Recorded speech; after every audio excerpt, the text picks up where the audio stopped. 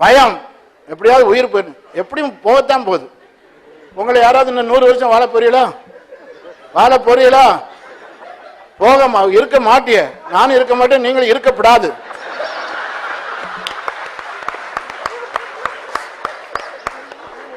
ஏன்னா இப்பவுமே பிரயோஜனம் இல்லை. 100 வருஷம் வாழ்ந்தா யோசிச்சு பாருங்க. வாயில ஒரு பல்லு இருக்காது, கண்ணுல பார்வை இருக்காது, தலையில ஒரு முடி இருக்காது, ஒரு டைப்பா போவிய. எஸ்தர்ம்பியா, நான் எஸ்தர்ல ரூத்துமா, பேசாம இருக்க வேண்டியதானே. கண்ணும் தெரிஞ்ச மாதிரி நடிக்கிறது. கண் தரையில நடக்கும் போதே என்ன படியா ஏறுறது. ராத்திரில பாத்ரூமுக்கு போறது 10 தடவை லைட்டை போட்டு போறது. தனித்தனி பாத்ரூம் இருந்தா பரவாயில்ல. பிள்ளைகளுக்கெல்லாம் எரிச்சலா இருக்கு. இந்த கலடு சாக மாட்டேங்குது. இந்த ஏச்சு உங்களுக்கு தேவையா? போகும்போது உயிர் டக்குன்னு போயிடும். நாமன்னு சொல்லுங்க.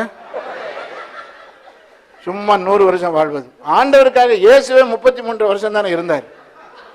உனக்கு என்ன அதை விட ஆசை? 70 பலத்தின் மிகுதினால், அவ்வளவுதான். நான் 70 தாண்டிட்டேன். அப்புறம் பலத்தின் மிகுதினால் 80. அதுக்கப்புறமெல்லாம் போனஸ் தான். எந்த நேரம் போகுதுன்னு சொல்ல முடியாது. இருக்கிற காலமெல்லாம் பிரயோஜனமா இருக்கணும். ஆமே. நீங்க இருக்கிறீங்களா? சபைக்கு வந்துட்டு போறீங்க, சந்தோஷம். உங்களால ஆண்டோடைய ராட்சியம் கட்டி எழுப்பப்படுதா? சுவிசேஷம் அறிவிக்கிறீங்களா? வாரத்துக்கு ஒரு தடவை, நாங்கள் இந்தியாவில் சொல்றது, வாரத்துக்கு ஒரு தடவை இயேசுவை பற்றி சொன்னா